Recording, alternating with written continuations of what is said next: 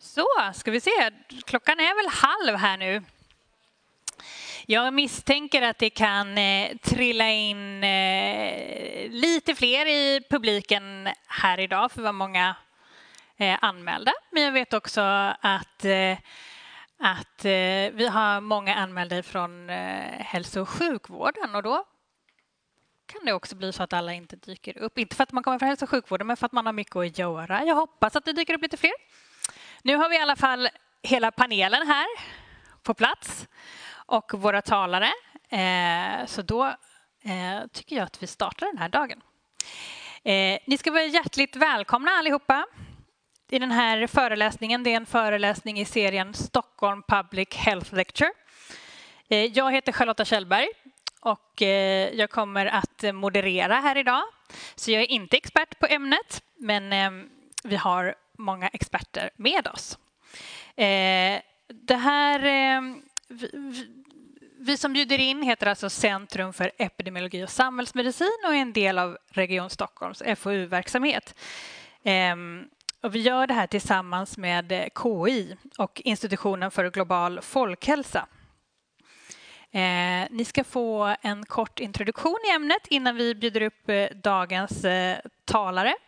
Men jag har också lite information som man måste delge, nämligen att vi filmar den här föreläsningen och man kan också se er i publiken när ni interagerar med oss. Och det hoppas jag att ni gör, för här får man möjlighet att ställa frågor eller delta i panelsamtalet om man vill uppmärksamma oss på något eller fundera på något. Då ska vi se här.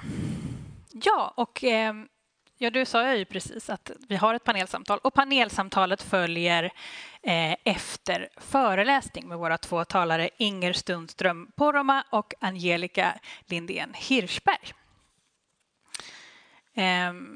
Ska vi ta en liten snabbkoll vilka vi har här? Jag sa ju att vi har många anmälda deltagare från hälso- och sjukvården, primärvården, olika professioner och politiken. Kanske ska kolla lite, har vi några från primärvården här idag?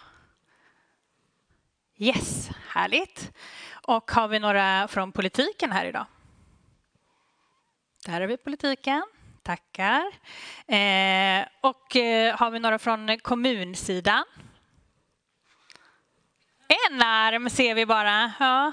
Och från akademin. Vi hoppas att vi får ett bra samtal här tillsammans med varandra. Och mycket ny kunskap. Då har det blivit dags att välkomna Kyriakos Sidou upp på scen, enhetschef för enheten för sexuell och reproduktiv hälsa hos oss vid SES. Varsågod. Tack så mycket. Hej,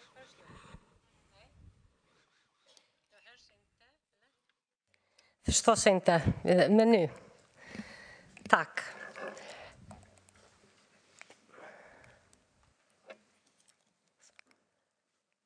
Det här är jag. Och vi, vilka är vi? Vi på Centrum för epidemiologi och samhällsmedicin är en centrumbildning inom Region Stockholm som har det övergripande uppdraget att bidra till en god och jämlik hälsa för hela befolkningen i Stockholms län. Och detta gör vi genom att analysera stora datamängder, bland annat från Region Stockholms vårddatabaser, och utveckla och sprida den kunskap som kartläggningen genererar. Vi också utvecklar interventioner och insatser inom folkhälsa. Många av oss är forskare och vi jobbar nära akademin. Vi på enheten för sexuell och reproduktiv hälsa och rättigheter inom SES jobbar enligt samma uppdrag och med samma metoder, just inriktat på sexuell och reproduktiv hälsa och rättigheter, SRHR. Sexuell och reproduktiv hälsa och rättigheter omfattar bland annat människors sexualliv, möjligheten att få barn och rätten att få bestämma över sin egen kropp fritt från tvång, våld och diskriminering. Sexualiteten och reproduktionen påverkar de allra flesta människor genom hela livet och kan ha en stor betydelse för allmän hälsa, relationer, livskvalitet. Dagens föreläsning kommer fokusera på flickors och kvinnors SRHR genom hela livet. En viktig del av vårt arbete med flickors och kvinnors SRHR genom livet har varit kartläggningen av gynekologiska besvär och sjukdomar som gjordes i samband med Region Stockholms folkhälsorapport som publicerades året 2023. Med hjälp av våra analyser kunde vi konstatera att gynekologiska besvär och sjukdomar är vanliga och bidrar substantiellt till sjukdomsbördan i Stockholms län. Endometrios till exempel är en mycket vanlig sjukdom som innebär att livmoderslemhinneliknande vävnad växer utanför livmodern och ger symptom såsom svår mensvärk, infertilitet, samlagssmärta. Det uppskattas drabba upp till 10% av flickor och kvinnor av fertil ålder. Relationell, sexuell och psykisk ohälsa är vanliga hos de drabbade. Premenstruellt syndrom är ett samlingsbegrepp för olika typer av psykiska och fysiska symptom i perioden innan menstruationen startar. Uppskattas drabba 2 av 3 kvinnor och 1 av 4 kvinnor uppger måttliga till svåra premenstruella symptom.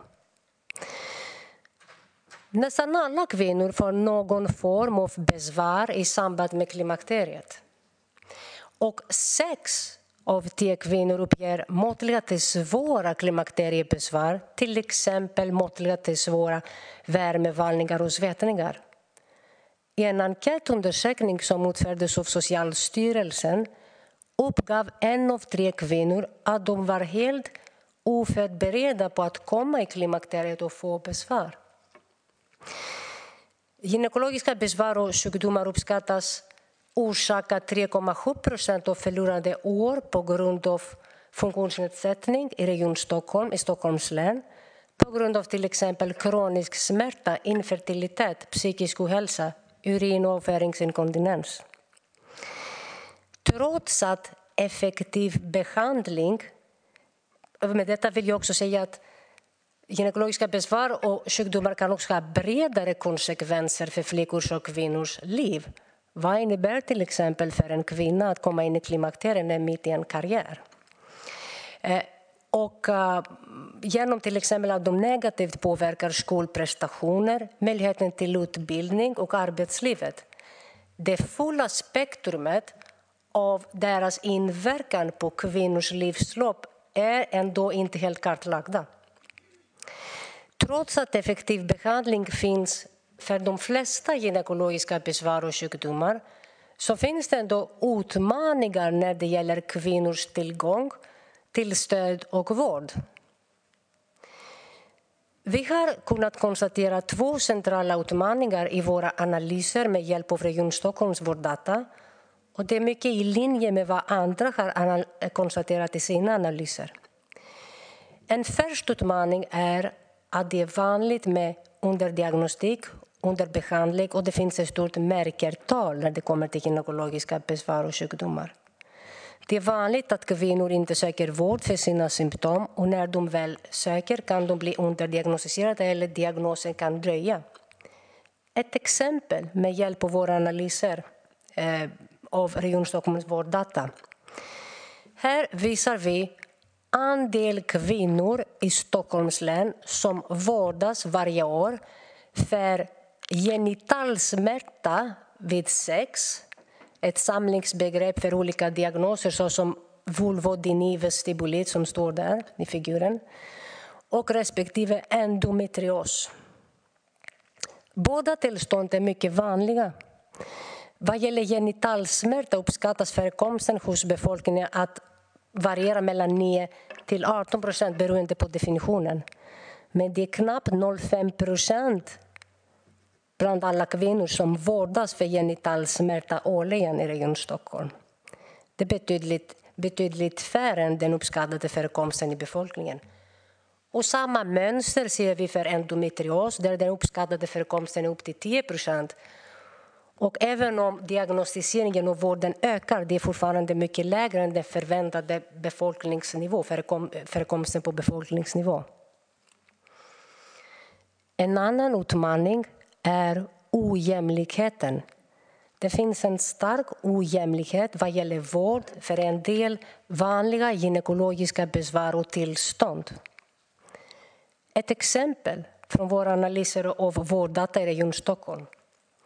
Denna figur visar sociodemografiska faktorers samband med sannolikheten att få vård för klimakteriebesvär. Och det man kan konstatera från dessa analyser och oddsratio är att kvinnor i Stockholms län som har kortare utbildning eller lägre inkomst och de flesta grupper bland de utlandsfödda kvinnor i Stockholms län har en lägre sannolikhet att få vård för klimakteriebesvär. Dagens talare kommer att prata mer om klimakteriet och de andra gynekologiska besvär och tillstånd. Men innan jag lämnar ordet till dem vill jag bara säga att medarbetare från SRH-enheten på SES kommer finnas här utanför efter föreläsningarna och svara på frågor om vårt arbete. Det finns också kopior av våra rapporter om man vill läsa vidare. Och med detta lämnar jag ordet till Charlotta som ska introducera dagens talare. Stort tack, Reki. En applåd. Då har vi fått en inledning och vi har sett hur det ser ut här i Stockholms län. Och med det så skulle jag vilja bjuda fram vår första gästtalare idag, professor Inger Sundström Poromaa. Välkommen. Vi tar det här i kronologisk ordning så att säga. Du ska prata om menstruationsproblem. Jag ska se så att du också har... Fick du... Där hamnade den. Varsågod. Då har du den också. Ska vi se. Där är jag. Hej allihopa. Inger Sundström Poromaa heter jag. Jag kommer från det här lilla universitetet strax norr om Stockholm. Som heter Uppsala. Men egentligen är jag från Norrland. Om den vanligaste frågan som jag brukar få det är om jag är släkt med William Poromaa. Ni vet skidåkaren. Då är vi visst på något vis, eller i alla fall min man. Men de känner inte varandra. Så är det. Och jag tänkte ta avstamp i min presentation idag och börja i Davos. Vid det här som kallas för World Economic Forum som är en otroligt prestigefylld konferens för världens finansiella toppar. Det är ett möte man åker till i eget privat jetflygplan.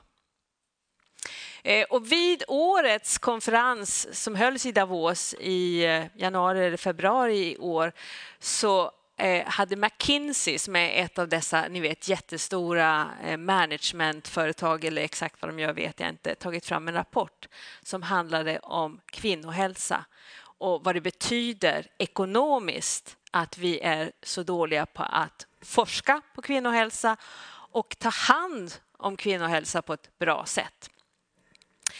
Och i slutsats, här har ni länken till rapporten. Den är otroligt läsvärd även om man inte förstår det finansiella lingot som inkluderas i den. Men det där är i princip slutsatsen som presenteras. Fram till år 2040 så skulle världen kunna tjäna $1 trillion. Och det är nästan obeskrivligt mycket pengar, för det är inte bara kronor vi pratar om utan det är dollar som man svänger sig med i den här typen av rapport. Om vi bara tog tag i frågan och såg till att stänga gapet mellan mäns och kvinnors hälsa. Och man gör också en analys av vilka kvinnosjukdomar är det som då kostar samhället mest i form av till exempel funktionsbortfall eller som gör att kvinnor inte kan bidra till den globala ekonomin, för det är bara det handlar om i Davos förstås. Och så här ser listan ut. Var ska jag trycka? Där på pilen. Så, Det här är de topp 10 tillstånd som gör att kvinnor inte bidrar till världsekonomin. Och högst upp på listan kommer premenstrual syndrome, alltså PMS. Och jag tror inte, jag kommer tillbaka till det, jag tror faktiskt inte att de menar att det är PMS som vi i Sverige tänker PMS när vi pratar om det. På andra plats depression, sen har vi migrän, andra gynekologiska tillstånd, ångest och sen så kommer då de mera saker som drabbar oss när vi blir äldre med hjärt-kärlsjukdom, artrit, astma, missbruk och längst ner ovarialcancer. Klimakteriet är inte med i den här listan, men den finns med på en liten bubbla. Att hade de tagit med klimakteriet så hade de sprängt skalan. Så att det liksom passade inte in i bilden. Liksom. Men absolut, klimakteriet bidrar också till den globala bruttonationalprodukten eller bruttovärldsprodukten. Jag tror att när de pratar om PMS i den här rapporten att de använder det som ett samlingsbegrepp över långt mycket mer än sånt som bara handlar om psykiska problem i relation till menstruationscykeln som Kyrki beskrev tidigare. Jag tror att man i McKinsey blandar in allt som har med menstruationen att göra. Så att jag tror att det är menstruationsproblem som McKinsey pratar om i den här rapporten. Och vad är det för menstruationsproblem som vi ser på kvinnokliniker och ungdomsmottagningar och mödravårdscentraler och i primärvården runt om i landet? Ja, de i särklass vanligaste problemen det är ju då mensvärk. Och då har jag skrivit vanlig mensvärk eller endometrios. Rikliga menstruationsblödningar, ett jättestort kvinnohälsoproblem som också kommer ha betydelse för vår förmåga att kunna arbeta alla dagar under en månad. Och den kan ju förstås vara livets allmänna jävlighet. Man bara blöder väldigt mycket utan att vi egentligen hittar någon orsak till det här. Eller så kan det bero på att man har muskelknutor i livmodern. Och sen då lite grann PMS som vi kanske i Sverige tänker mera på när vi pratar om PMS då, i form av premenstruellt dysforiskt syndrom. Den här återkommande månatliga depressionen som drabbar en hel del kvinnor.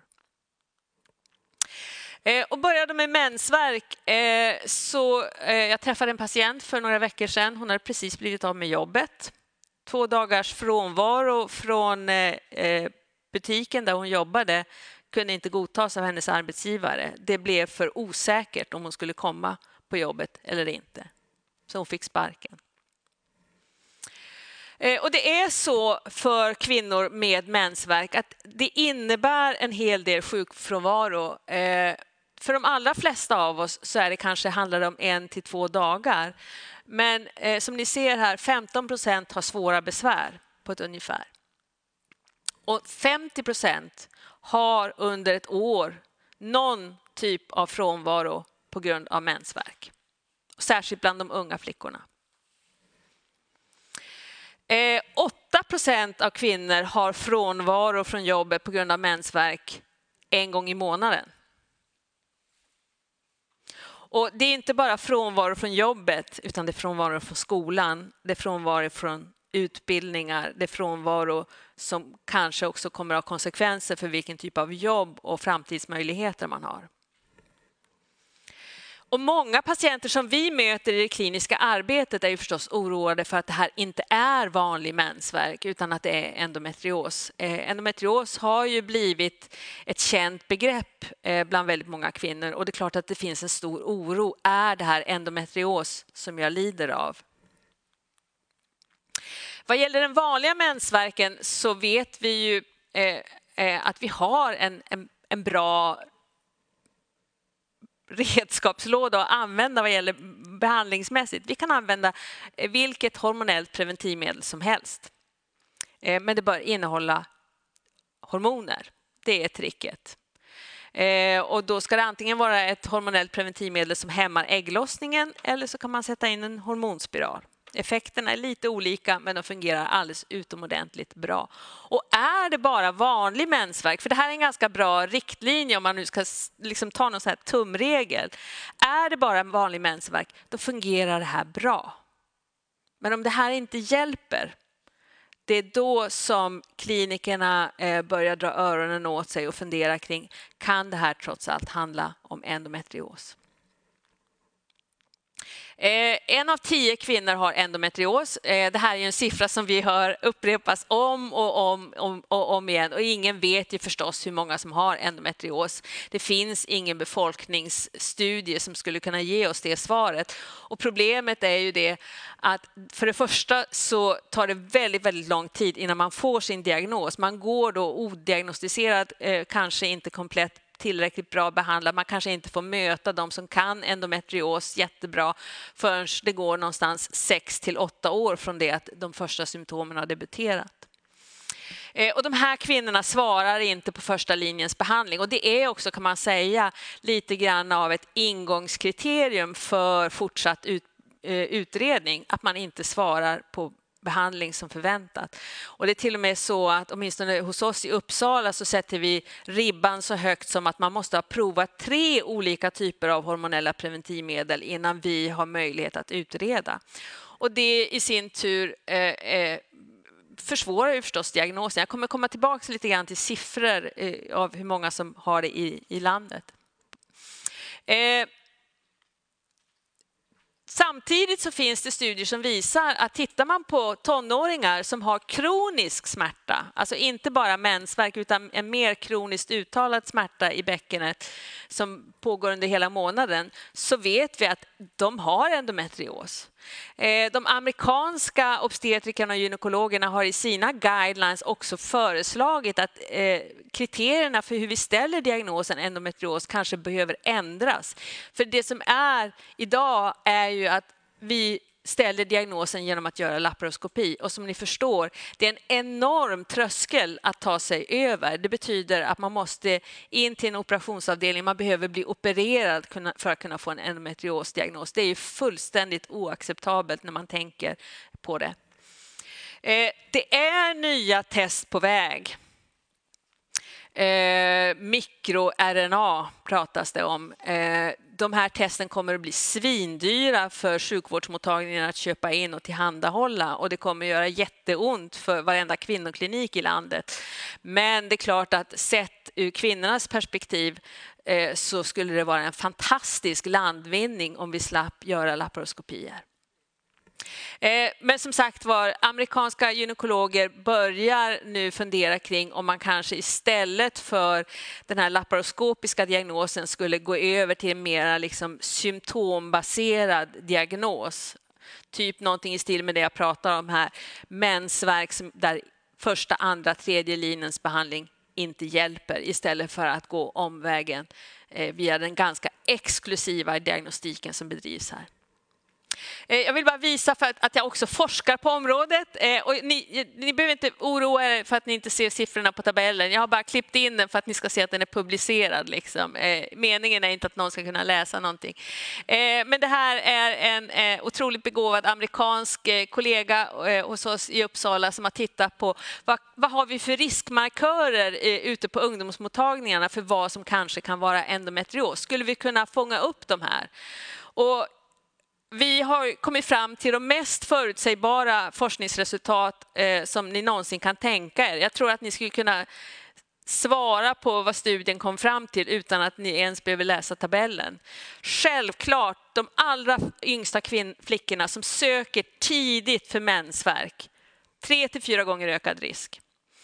Flickorna som där det inte funkar med det första preventivmedlet de får, utan som behöver prova 1, 2, 3, 4 eller fler preventivmedel. Klart ökad risk för att få endometrios. Och samtidigt vad hon också visar i den här studien, det är att de som får ett hormonellt preventivmedel som fungerar för dem, så skyddar faktiskt också preventivmedlet mot att få endometrios. Jag lämnar därmed endometriosen eftersom min tid är begränsad, så kommer jag flyga över hela kvinnosjukvården här ganska snabbt. Riklig mens, det är ju alltid roligt att googla och se vad bilder man får upp till sina ämnen. Och jag kan säga det finns inga bilder på fenomenet riklig mens. Det är alldeles för känsligt för att någon skulle liksom börja skapa bilder kring detta. Så jag sökte rött istället. Och det här är ju också ett av mina små hjärtebarn. Ups, nu var jag lite för snabb. Som sagt, jättevanligt. Blir vanligare ju äldre man blir. Kanske inte den unga flickans största problem, men nu pratar vi om kvinnor i 30- och 40-årsåldern. Det är också så att när man har riklig mens, det som gör problemet ännu mer plågsamt är ju att det är inte så att mensblödningen sprider ut sig jämnt över 5 dagar. Utan det här riktiga flödet som man har, det kommer under 1 till 2 dagar. Och då finns det ingenting som stoppar. Och det typiska, än en gång, vi kan inte kvantifiera vad är riklig mens, utan vi ställer frågor för att försöka få ett begrepp om vad det handlar om. Och det som vi typiskt ser hos kvinnorna, det är att de använder dubbla skydd. Man behöver både tampong och binda om man ska kunna överleva de här 2 dagarna det handlar om. Man måste upp på nätterna och byta skydd, för ingen vill blöda ner i sängen. Man har blött genom kläderna vid åtminstone ett tillfälle.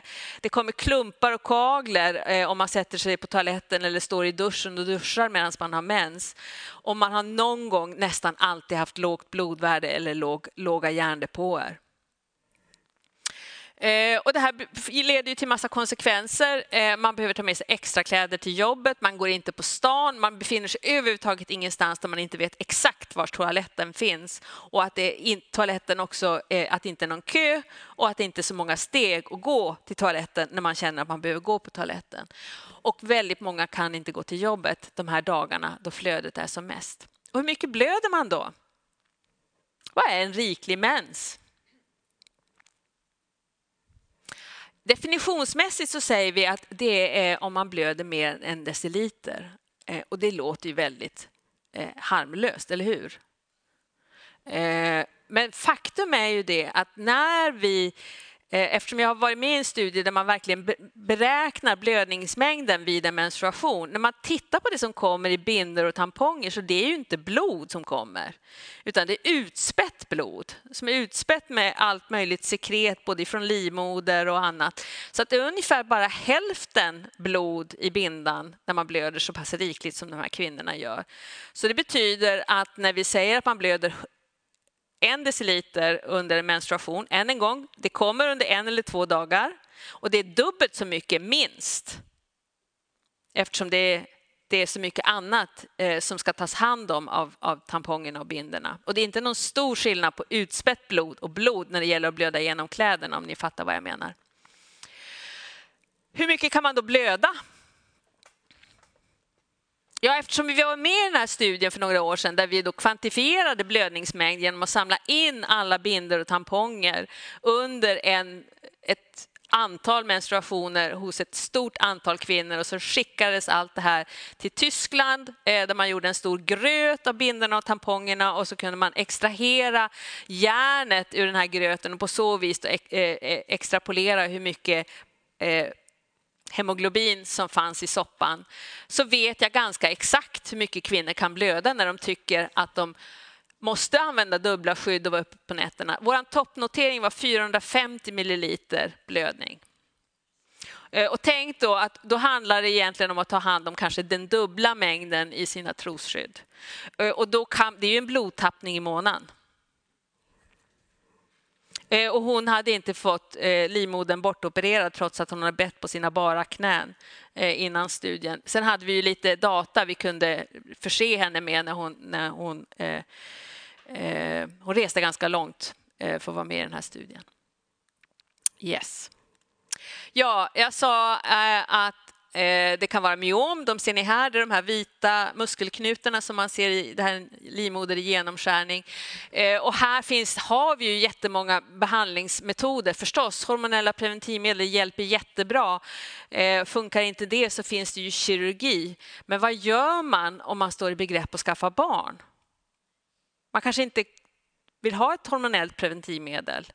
Och man kan absolut inte gå igenom någon kirurgi, för då kan man inte skaffa barn efter kirurgin. All kirurgisk behandling vi har att hjälpa dessa kvinnor med leder till alltså man kan inte få barn efter den. Ja, PMS då. Ja, det har vi då en liten konstellation här av olika symptom. Vi har då det som PMS som vi pratar om i dagligt tal. Vi har det som kallas för premenstruellt dysforiskt syndrom och så har vi då det som kallas för lite krångligt premenstruell förändring av din ångest eller depressionssjukdom.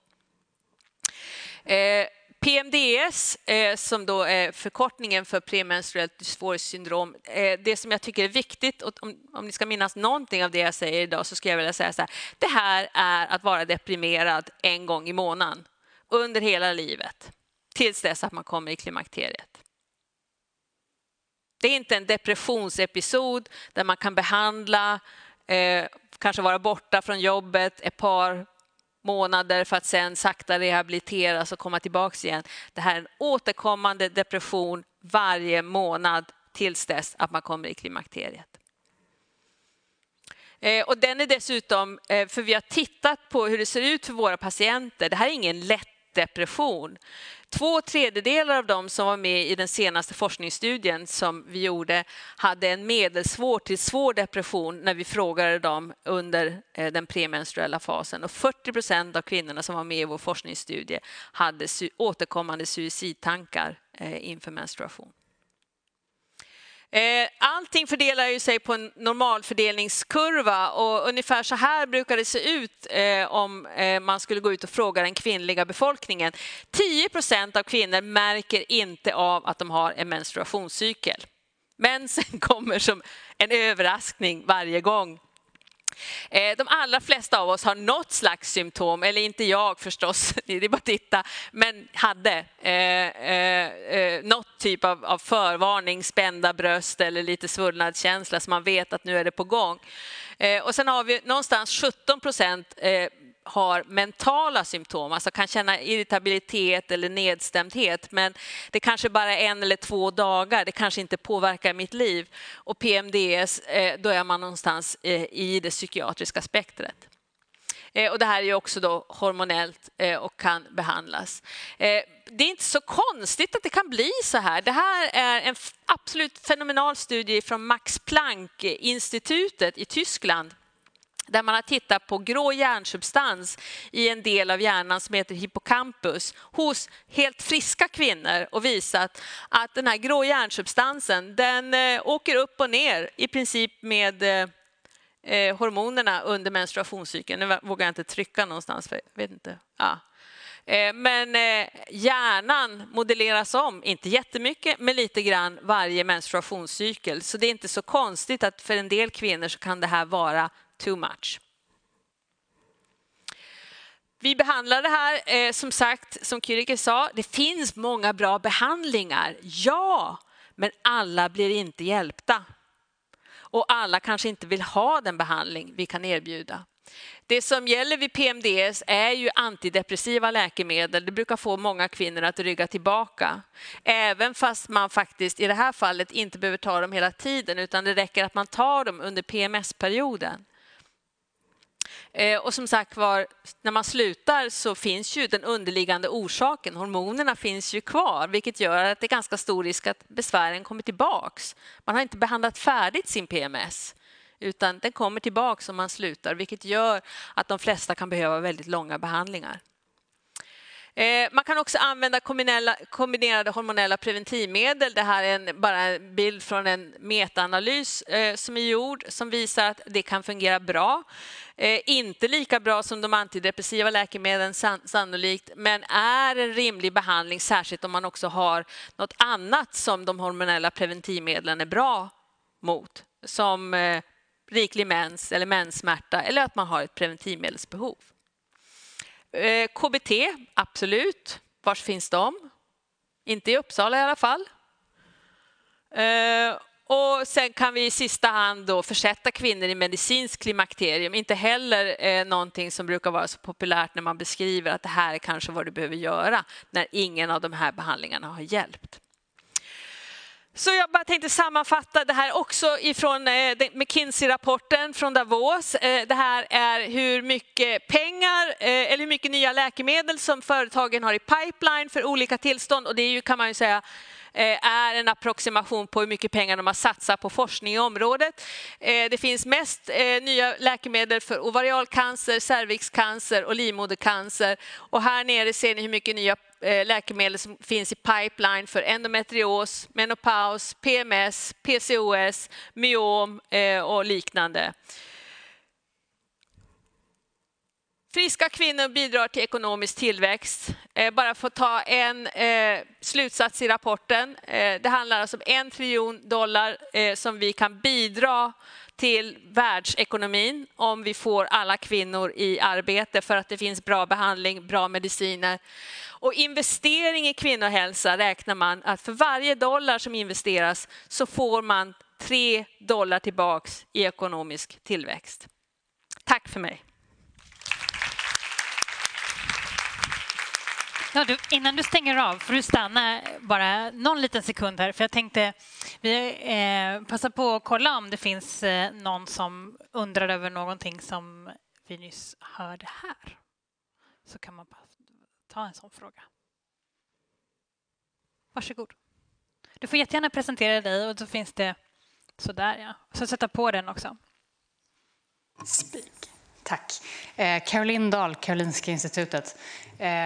En vetenskaplig fråga kring när ni samlade in alla de här mensskydden och skickade dem till Tyskland. Jag antar att vatten och sekret kan ha avdunstat. Räknade man med att alla kvinnor hade samma järnvärde per liter för att kunna få den här medlet, så att säga, kunna säga att den här kvinnan hade 450 milliliter utsöndring varje månad. Tack. Jag får så här lite stone face här nu liksom. Jag har ju absolut inte på något sätt validerat metoden, men man utgick ifrån kvinnans blodvärde. Okay. Det hade man så att säga innan. Ja, alltså som man hade mätt innan.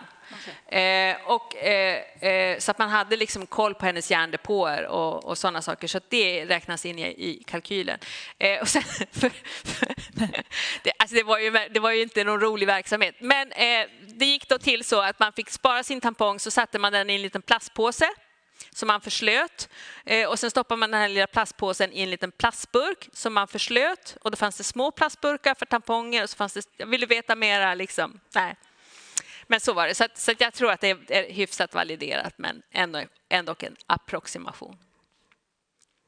Om jag bara ställer en kort fråga som inte kan grotta ner mig så i detaljerna. Vad är den vanligaste liksom, för jag känner själv när jag läser på om sådana saker att det bara, jaha, var det så det var? Eller har det hänt det här nu? Att man har många föreställningar med sig som kanske är förlegade. Vad är den vanligaste sådana här förlegade föreställningen om något problem som vi har eller som man kan, hur man ska hantera eller få behandling? Att man ska kissa efter samlag. Okay. Nej, men det finns jättemycket myter förstås inom gynekologin och obstetriken. Jag sa bara man behöver inte kissa efter samlag, det är en myt. Det skulle förebygga urinvägsinfektioner, tror jag. Man kan ligga kvar i sängen, det går bra. Behöver inte skutta upp på toaletten. Men det finns jättemycket, jag kommer bara inte på just nu. Nej, men det här med att, alltså, som man har hört mycket nu, vi sa att här, var sjätte kvinna har svåra besvär av sin mens, alltså mensvärk och liknande. Behöver vi ens ha det? Och det är många nej, det som, behöver vi inte. Nej, det är absolut onödigt idag att ha mens. Det behöver man inte ha. De unga flickorna, det är många här som jobbar i primärvården, men de unga flickorna, de har ju ratchat bort sina menstruationer förstås. Genom att sätta in hormonspiraler eller äta sina p-piller. Så att nej, man behöver inte menstruera. Det är ju bara en show för katolska kyrkan att man gjorde p-pillerkartorna på så vis att den gav en blödning varje månad. Men det har ingen relevans överhuvudtaget. Nej. Men det är många som vill menstruera också, skulle jag vilja påpeka. Så många som tycker att det är viktigt. Kan vi spara oss lite? Eller? Nu kommer ju klimakteriet här alldeles strax. Ja, vi kommer till det. Och sen tänker jag att vi återkommer också i panelen. Stort tack!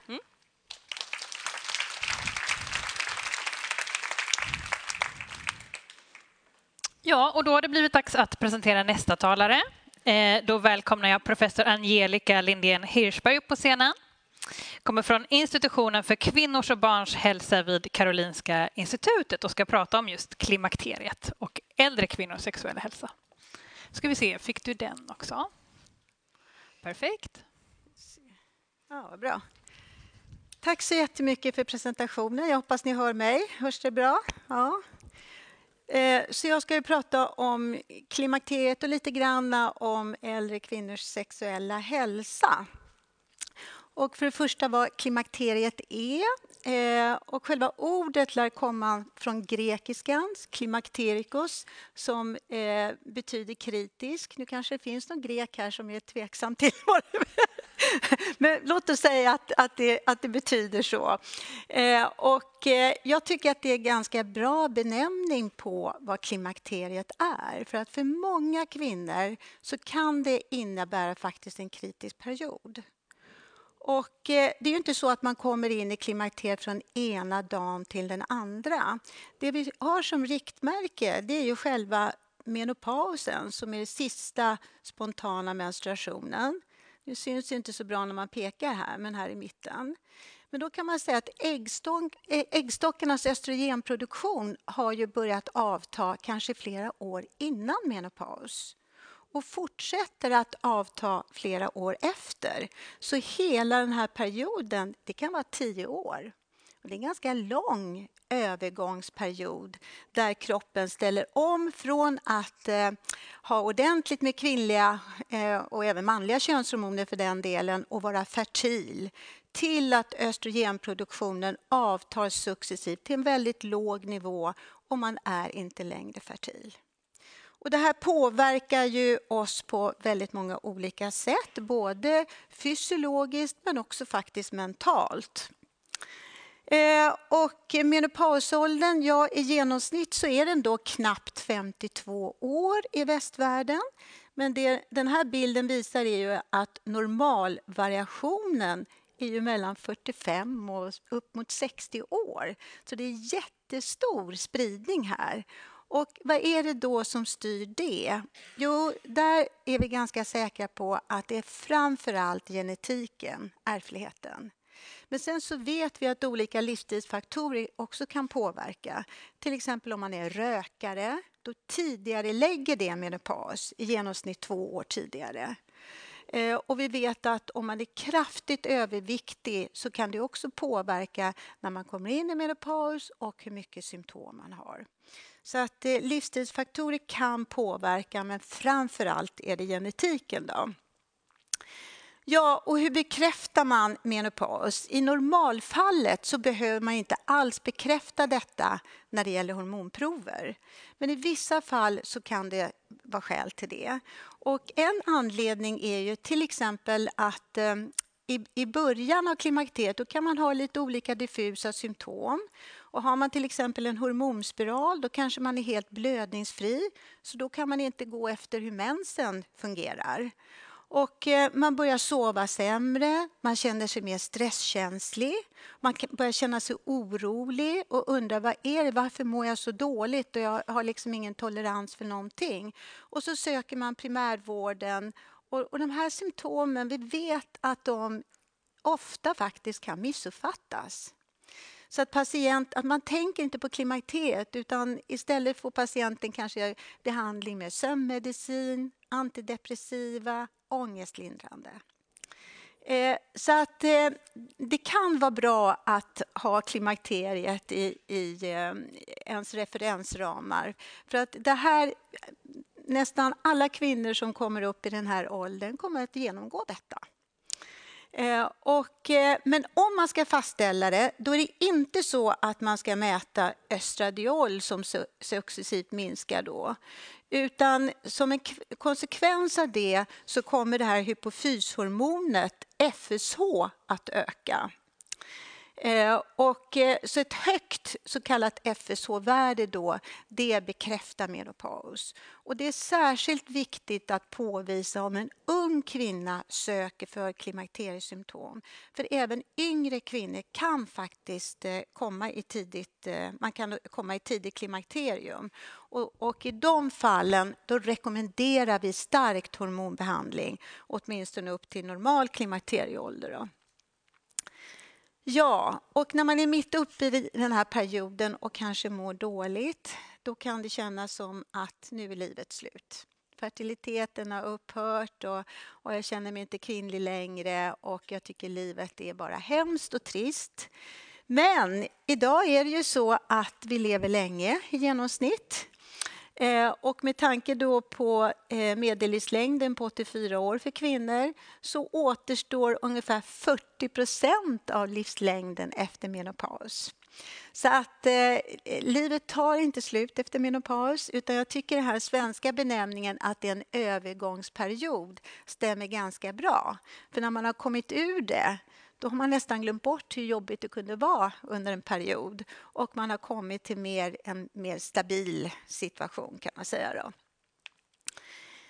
Ja, hur vanligt är det här? Och nu fick vi höra tidigare 6 av 10.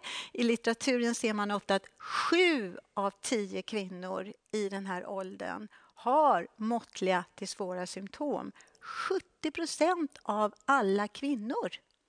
Det är ju jättemycket. Det är en jättestor problematik. Och i primärvården ser man det här, skulle jag vilja säga, varje dag. Så är det. Och vi vet att 1/3 av alla kvinnor har så pass uttalade symptom att de vill ha någon behandling. Så det här är en problematik som vi måste ta hand om. Och som det ser ut idag så finns det faktiskt mycket att göra, att förbättra vården kring det här.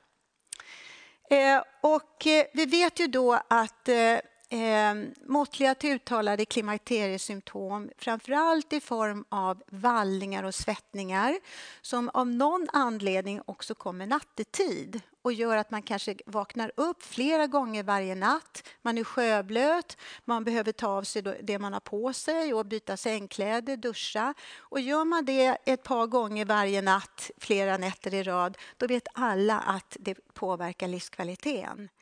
Men det som vi har fått mer kunskap om under senare år, det är att det här är inte bara en angelägenhet för den enskilda kvinnan och hennes livskvalitet. Det påverkar också arbetsförmågan. Det är flera studier som har visat det, och det var ju precis det som vi hörde här av Inger. Och det finns studier som har visat att arbetsförmågan kan sättas ner 25-30%. Det är ganska mycket. Men däremot så visar man då att man inte är hemma från jobbet på grund av det här. Utan man går till jobbet men man lider i det tysta. Och idag så finns det faktiskt internationella rekommendationer för vad man kan tänka på i arbetslivet för att underlätta för kvinnor som har symptom så att de ska kunna prestera bättre. Så att det här är också en samhällsfråga faktiskt. Och förutom då att fertiliteten upphör i samband med klimakteriet så vet vi att klimakteriet i sig kan innebära vissa hälsorisker. Dels så vet vi att med minskad östrogenproduktion så påverkar det benmassa, att man får en ökad förlust av benmassa och det kommer öka risken för benskörhet och fraktur, alltså benbrott då. Sen så påverkas ämnesomsättningen. Så det är lättare att gå upp i vikt i samband med klimakteriet. Och det som är lite lurigt, det är att den här viktuppgången brukar komma före menopaus. De här åren före menopaus, när man kanske inte riktigt ens är medveten om att man är i klimakteriet. Och plötsligt så har man gått upp 5 kilo i vikt. Och många vet att det är ganska lätt att gå upp 5 kilo i vikt. Men att gå ner 5 kilo i vikt, det kan vara nog så svårt. Och då är det så att 5 kilo kanske inte låter så mycket, men lägger det sig fel, nämligen så här på buken, då vet vi att det hänger ihop med ökade risker för hjärt-kärlsjukdom och typ 2-diabetes. Och de hälsotillstånden ökar efter klimakteriet. Och någonting som jag kan rekommendera, inte minst inom primärvården, att vi måste ha koll på kvinnors blodtryck under den här perioden. Man kan ha känt sig helt frisk, varit helt medicinfri ända fram till att man kommer till klimakteriet och menopaus, och sen plötsligt åker blodtrycket upp. Och det hänger ihop med den här hormonella och metabola förändringen. Och blodtryck högt blodtryck är ju den viktigaste riskfaktorn för hjärt-kärlsjukdom. Och ni vet kanske att den största risken för död hos kvinnor, det är ju inte bröstcancer eller någon annan cancer, det är hjärt-kärlsjukdom. Så blodtrycket måste vi ha koll på när det gäller kvinnor, även män också förstås. Men just i den här situationen då. Men alla behöver ju inte hormonbehandling. Vi ska inte gå tillbaka till hur det var på 90-talet. Utan såna här allmänna hälsoråd kan man komma nog så långt med.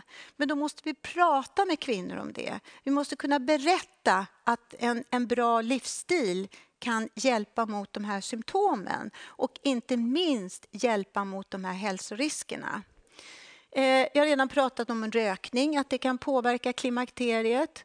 Och det här med hälsosamma matvanor, det handlar ju om att vara lite uppmärksam på och faktiskt medveten om att det är lättare att gå upp i vikt under den här perioden. Så man slipper få de där extra kilorna. Sen vet jag inte riktigt hur mycket evidens det finns för det här med kaffe, te och kryddor om jag ska vara ärlig. Men alkohol vet vi att det kan ha hormonella effekter om man dricker för mycket. Goda sömnvanor, men tittar vi på det här sista, fysisk träning. Vi har så stark evidens för att det dels motverkar symptomen. Och vi vet att de kvinnor som tränar regelbundet, de har mindre symptom än de som inte tränar. Sen har vi dessutom jättestark evidens för att regelbunden fysisk träning motverkar de här hälsoriskerna. Det finns egentligen ingen starkare evidens. Så är det någonting vi ska prata om, då är det fysisk träning. Och av någon anledning så vet vi också att fysisk aktivitet minskar i samband med menopaus. Känner man sig lite allmänt låg och inte mår så bra, då är det klart att det inte känns lika roligt att gå till gymmet till exempel. Och då blir det lätt en lite ond cirkel. Men för de där kanske livsstilsfaktorer inte räcker, då har vi ju en enormt effektiv behandling, nämligen östrogen. Och jag måste säga, jag tror inte jag vet någon mer effektiv behandling för något annat tillstånd. Den är extremt effektiv. Och egentligen som ni ser här så är det bara en dosfråga, så kan man ta bort vallningar och svettningar. Så att det här är ju inte kontroversiellt på något sätt. Det som är kontroversiellt när det gäller hormonbehandling, det är ju eventuella risker. Men effektiviteten är inte kontroversiell. Idag, eller ganska nyligen, har det ju kommit också icke-hormonell behandling. Men än så länge så finns det inget mer effektivt än östrogen. Men tittar man lite noga på den här bilden, då ser vi också placeboeffekten, den här röda linjen. Och den är ju inte heller så dålig, eller hur? Så att det är ju inte bara hormoner som hjälper, utan det är mycket annat som kan hjälpa också.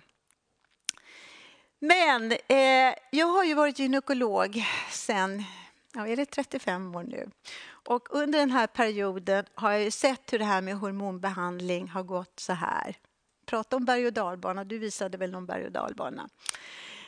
Vilket är ju otroligt intressant. Och på 90-talet då var det ungefär 50% av alla kvinnor i storstäder som stod på hormoner. Och då var ju attityden att det här ska alla kvinnor ha i princip livet ut. För då lever vi länge, vi håller oss friska och unga och vackra och så vidare.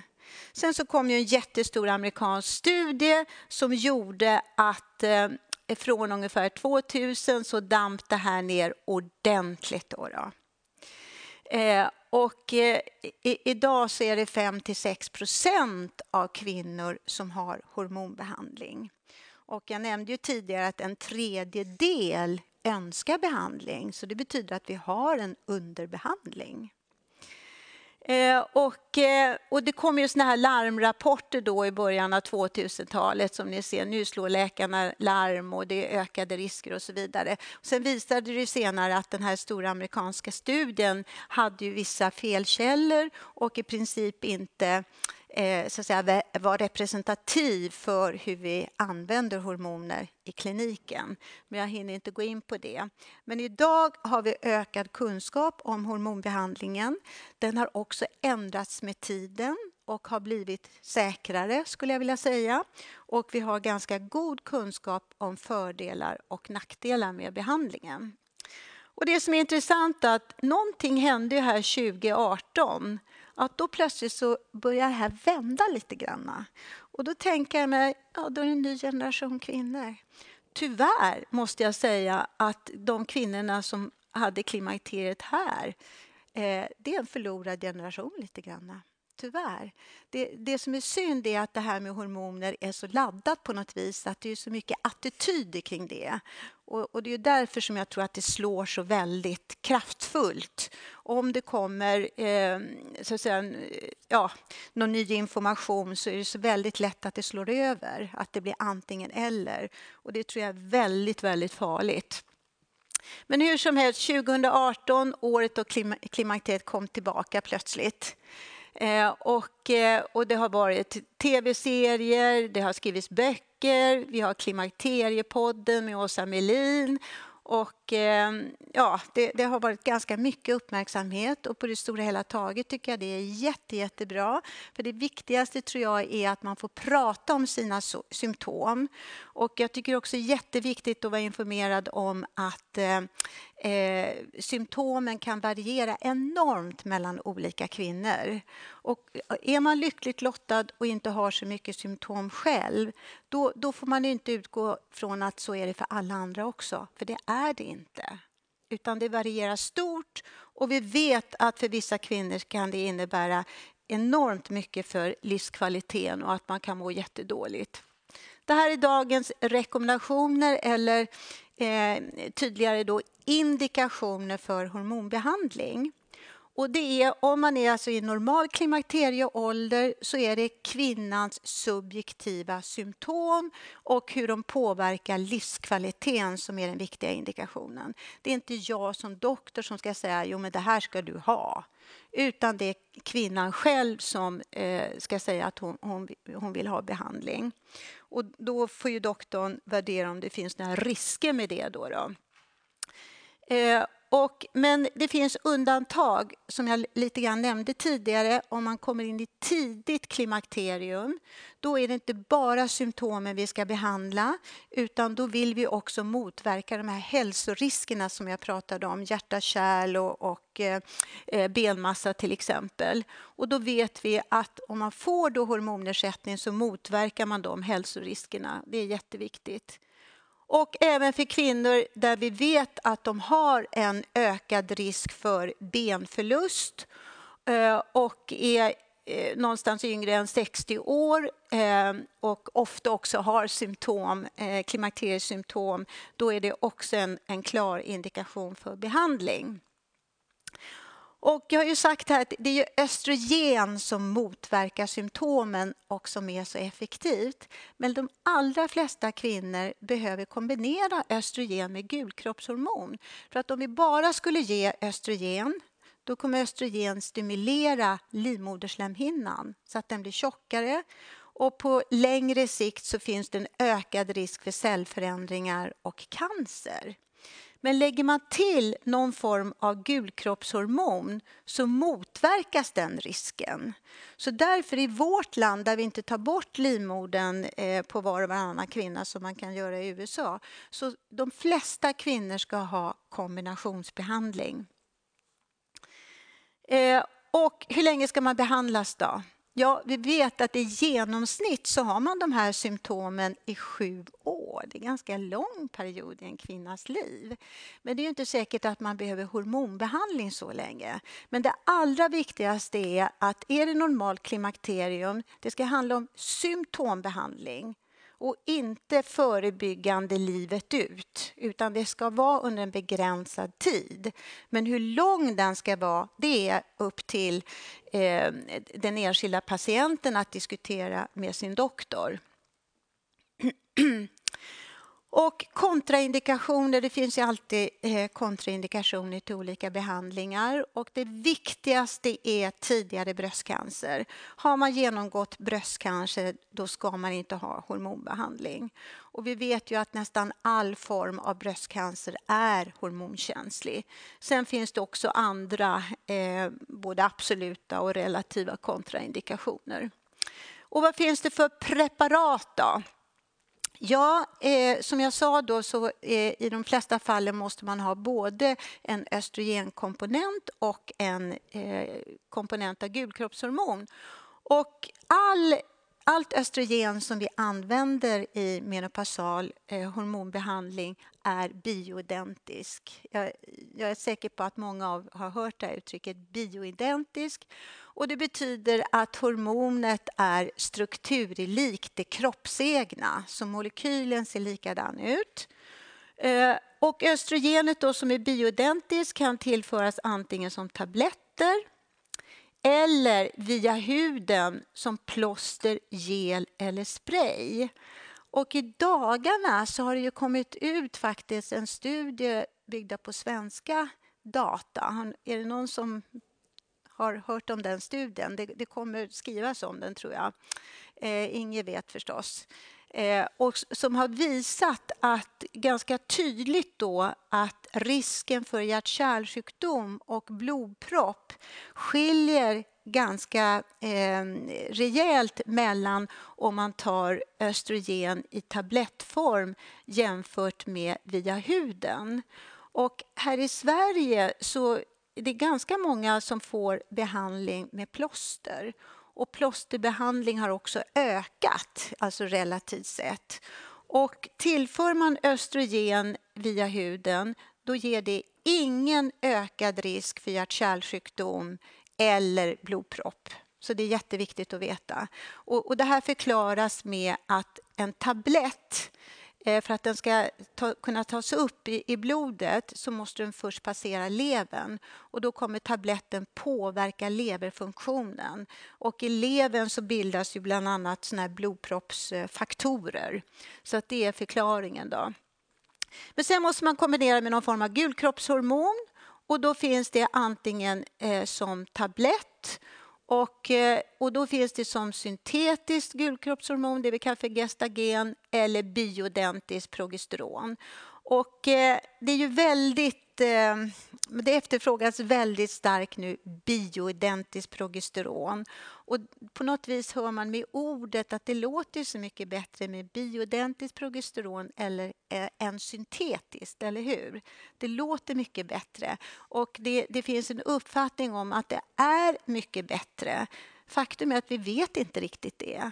Och nu har vi en stor pågående studie som kommer, den är på Karolinska, Danderyd och Uppsala än så länge, där vi ska försöka ge svar på den frågan. Är det någon skillnad på att använda bioidentiskt progesteron eller gestagen i kombination med östrogen? Det vet vi inte ännu, men vi hoppas kunna ge svar på det.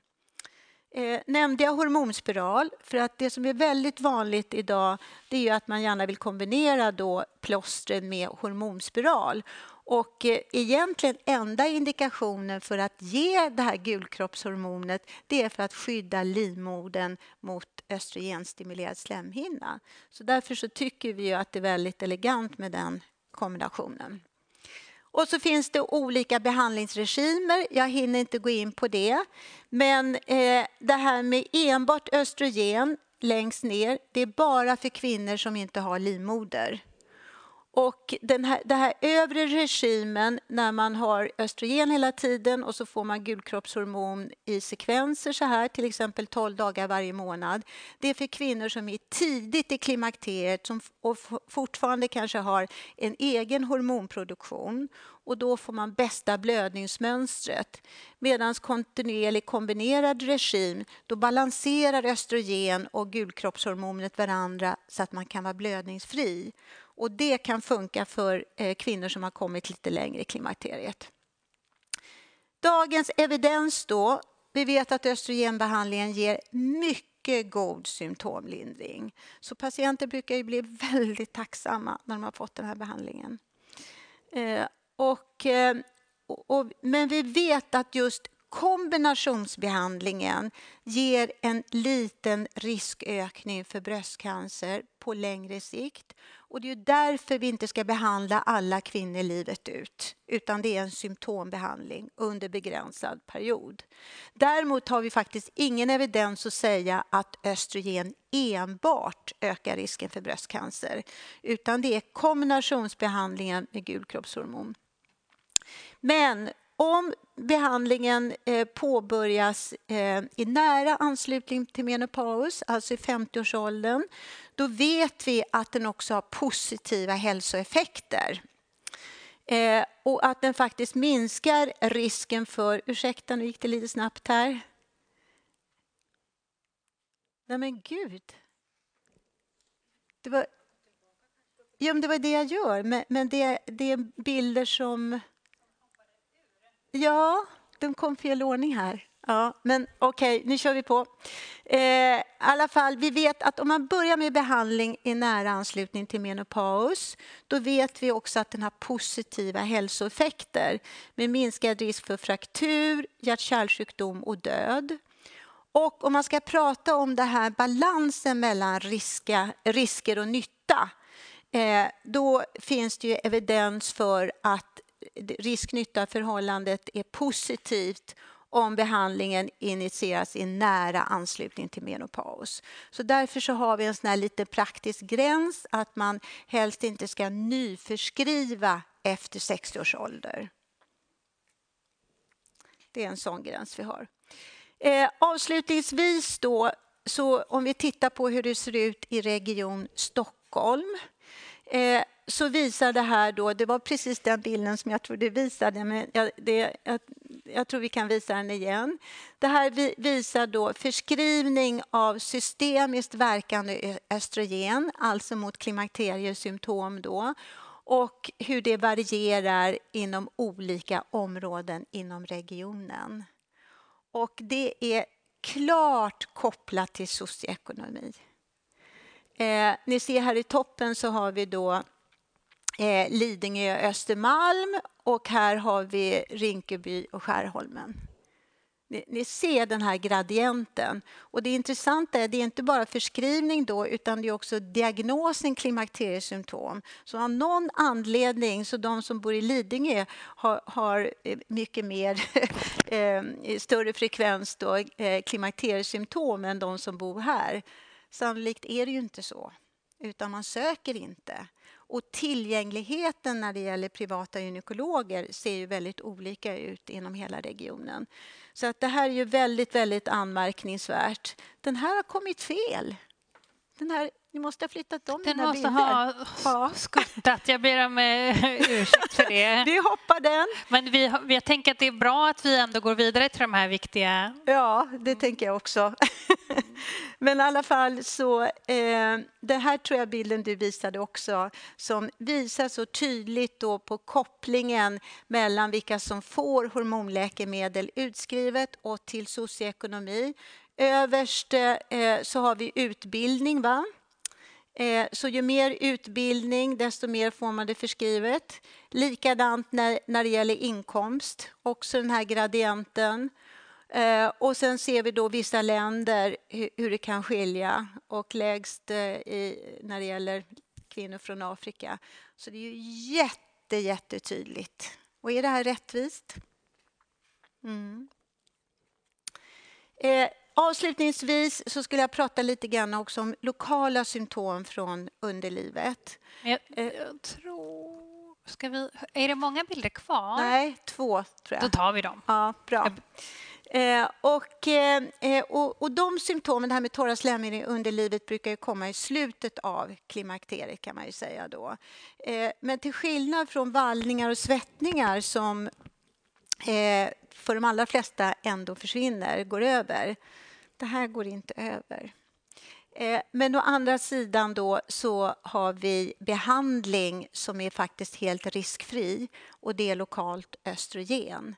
Men vi vet att det är många som lider av torra slemhinnor och det kan ju orsaka då samlagssmärta men också ökad risk för urinvägsbesvär, upprepade urinvägsinfektioner och inkontinens och så. Och då har vi lokalt östrogen som hjälper mot dessa symptom. Och det finns ju olika typer av preparat när det gäller det. Och när det gäller säkerheten då så till skillnad från den här behandlingen som påverkar hela kroppen, den systembehandlingen, så är vaginalt östrogen helt riskfritt. Det finns inte en enda studie som har visat en ökad risk för någon form av cancer och inte heller för blodpropp. Tyvärr så står om det i bipacksedeln. Därför att från myndighetshåll så har man behandlat östrogengruppen lika. Både alltså östrogen som har systemeffekter och lokala effekter. Men den här vaginala behandlingen är inte kopplad till några ökade risker. Och faktiskt också har man haft bröstcancer tidigare så kan man använda lågdos östrogen om man först har provat icke-hormonell behandling. Och det här är sista bilden som visar att även när det gäller då vaginalt östrogen så har vi den här tydliga kopplingen till socioekonomiska områden som är jättetydlig och återigen kopplad till både utbildning och inkomst. Så att snacka om orättvisor. Så att värmevallningar och svettningar påverkar livskvalitet men också arbetsprestation. 1/3 av kvinnor önskar någon form av behandling, men idag är det ungefär 6% som får behandling. Torra slemhinnor i underlivet vet vi är ett underbehandlat tillstånd och det finns stora socioekonomiska skillnader i både diagnos och förskrivning av de här preparaten. Punkt. Ja. Tusen tack. Och det var jättebra att vi tittar igen på de här socioekonomiska skillnaderna när vi ska bjuda upp panelen. Jag låter dig, jag gör 2 saker samtidigt nu, så du får stå kvar här för det tar alltid någon liten minut innan det blir ordning när man bjuder upp panelen och så ställer jag en fråga till dig sen. För nu har ni suttit och väntat. Ska vi se, vi tar fram så ni också ser här vilka vi har. Ja, det där var min sista. Ja, då missar vi den här lite. I panelen, välkomna upp Seinab Hilaule, sexualpolitisk sakkunnig RFSU, Sara Broger, samordnare för ungdomsmottagningsfrågor Storstockholm och Johanna Andersson som är chef för Liljeholmens gynekologiska mottagning. Victoria hjälper till här att sätta upp skyltar och så passar jag på att ställa en fråga till dig om de här socioekonomiska skillnaderna. Om du skulle ge ett medskick här, vad tänker du att vården kan göra för att liksom men det är ju bemöta de här? Det är självklart att det kan förklaras av flera olika saker. Men dels så tror jag att vi måste informera om vad klimakteriet är för kvinnor. Det är inte alla kvinnor som känner till den här fysiologiska processen och vad den innebär. Och jag tror att kunskapen kan skilja väldigt mycket mellan olika etniska grupper. Men sen har vi också attityder kring det och kultur som kan påverka attityder. Men vad vården kan göra, det är ju att sprida kunskap men också att erbjuda tillgänglighet.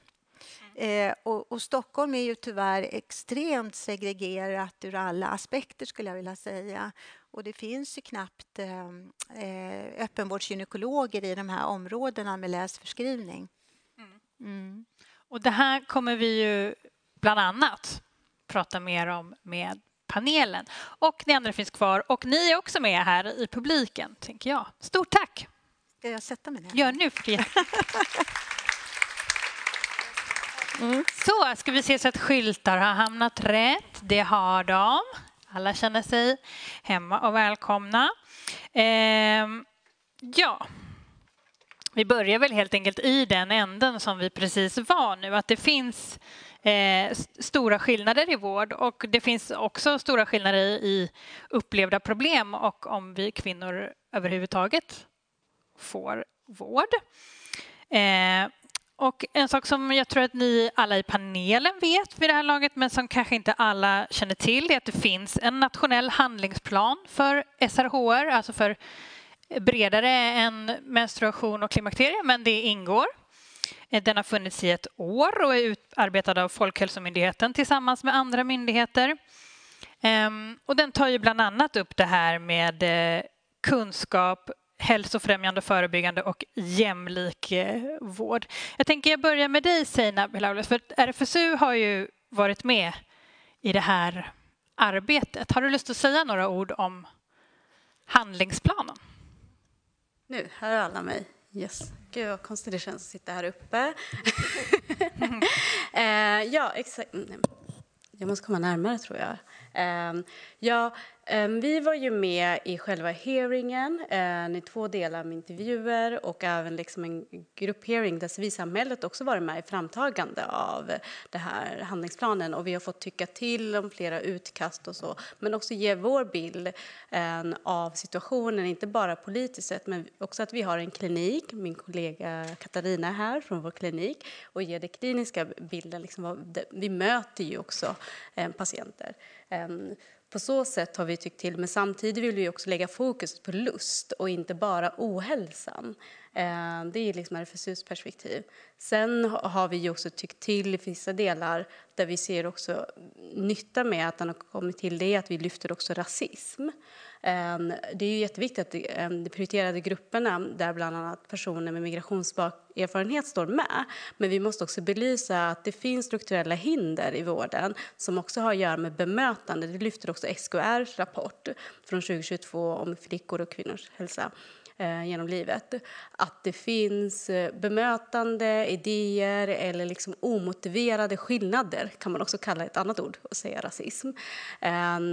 Som leder till att man inte får den vården man behöver och behandlingen eller att man inte kommer tillbaka på grund av den bemötande. Och på så längre sikt så får man akut vård. Så vi är väldigt glada att det står med i SRHR-handlingsplanen och att civilsamhället som både vårdaktör men också en aktör som jobbar med upplysning och liksom slussar vidare också är med i vissa delar av åtgärderna. Och det är en av bristerna vi ser att det flera regioner inte har en SRHR-handlingsplan eller en policy. Bland annat Stockholm region har en folkhälsopolicy men det behövs en SRHR-policy på plats också. Det ska sägas att man var med och arrangerade det första regionala mötet förra veckan. Ja. Så att, och det gäller för hela landet att de här mötena kring SRHR-planen precis har kommit igång. Som jag har förstått det. Det kanske är någon här som nej, vi får hojta framåt. Ni var ju med, ja. Men vi hade också några här som helt enkelt var med och anordnade den här dagen. Så det här arbetet har ju precis börjat komma igång. Ja, exakt. Handlingsplanen blev ju klar förra året, lanserades det. Och så nu är det spridningskonferenser med Stockholm förra veckan. Och sen kommer det även Göteborg och flera delar i landet. Så det är Folkhälsomyndigheten jobbar aktivt med själva spridningen. Men jag måste också säga att jag önskade ju mer politisk närvaro här. För att det är ju politikerna som måste lägga fram grunden först. Det vill säga lägga upp vad är det för resurser man ska göra för att ta fram en sån här handlingsplan. Och vad är den politiska visionen. Det är jättebra med policies på plats. Men om det inte finns liksom resurser så kommer det inte göras någonting åt det liksom, helt enkelt. Så nu har vi kunskapsdelen, bemötandedelen och skillnader som rör olika grupper här i länet har vi pratat om. En första väg in för många, det är ju ungdomsmottagningen där Stockholms län har jobbat med dubbla huvudmän, alltså regionen i samverkan med kommunerna. Och Sara, du är samordnare för ungdomsmottagningsfrågor. Och ni ska ju då jobba för en likvärdig, jämställd och jämlik ungdomsmottagning. Hur gör man det när man är så många? Ja, hur gör man det när man är så många? Jag kommer ju då från kommunsidan. Jag kommer från Storstockholm som är ett kommunförbund som samordnar alla då kommuner. För på ungdomsmottagningarna i Stockholms län så är det precis som du sa att 31 mottagningar i länet. Alla kuratorer är anställda av kommuner och barnmorskor och läkare är anställda av regionen. Och vanligtvis i kommunen så är det så där man bor. Det är där man kan söka hjälp. Så en del av att det faktiskt ska vara likvärdigt i Stockholms län, det är att vi har bestämt att men man kan röra sig fritt som ungdom mellan de här 31 ungdomsmottagningarna oavsett om det är till kuratorer eller till barnmorska. Och vi har också ett samverkansavtal där vi har varit supertydliga med att här ska samverkas. Det ska vara likvärdigt mellan de här 31 mottagningarna. Det ska finnas likvärdighet i utbud, det ska finnas god kompetens bland all personal och man ska ha koll på SRHR-frågor om man jobbar på en ungdomsmottagning. Mm. Men det känns som att man inte nödvändigtvis gör det lättare för sig med dubbla huvudmän, men hur går det? Nej, men det är ju ett arbete och skälet till att man har tänkt så, det är ju för att man vill få det bästa från vård, men man vill också få det bästa från kommun. I kommuner så är man nära, där finns ju socialtjänst, där finns skolor. Jag tänker att kommuner är en viktig del i SRHR-arbetet också. Vården är det, men vi måste alla kroka arm och så har man tänkt kring ungdomsmottagningar. Men det kräver ju då att man jobbar ihop sig och det jobbar vi ganska hårt med. Se till att vi har, det är ju då dubbla chefer på varenda mottagning. Se till att vi har forum att mötas och att vi har den här samverkansöverenskommelsen så att det faktiskt blir jämlikt för de ungdomar som söker oss. Vi dyker ner hos er igen. Jag tänker jag ska komma till Johanna Andersson också som alltså är enhetschef för Liljeholmens gynekologiska mottagning. När du tog det här jobbet som enhetschef så tänkte du främst att ni behövde jobba på var att samverka bättre med gynmottagningar på sjukhusen. Men det är inte riktigt ditt främsta fokus idag utan det är istället vårdcentralerna. Kan du berätta?